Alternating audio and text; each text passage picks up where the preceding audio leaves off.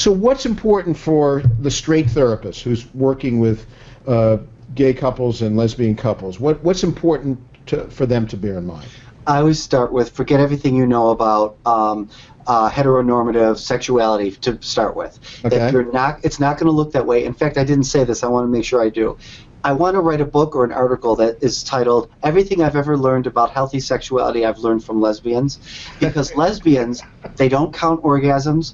They're not orgasm driven always. They don't need intercourse all the time.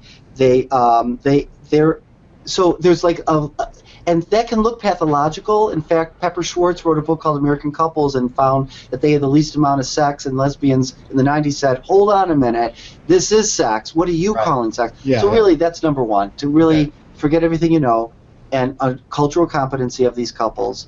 Understand that men don't need, in fact, when I work with straight couples, I think what I help women do is not everything has to be about romance. Not everything is about the relationship. There's a fetish even in our therapist community that everything has to have this relational stance, and not everything. And sometimes it's a relief, you know. And believe me, I'm very relational. I'm not married to a man who's very relational. And sometimes for me, it's a relief that he's not so relational. We get a breather.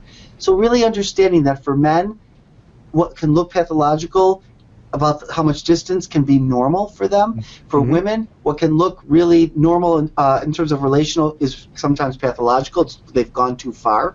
To know the internalized homophobia, what it looks like for individuals and what it looks like for couples, that sometimes couples don't, they're not out to other people. They are critical of other gay and lesbians, and inadvertently therapists can join with that and say, you know, I don't know why gays act like that too, or I don't know why lesbian couples, instead of pausing and saying, why do you feel that way, client?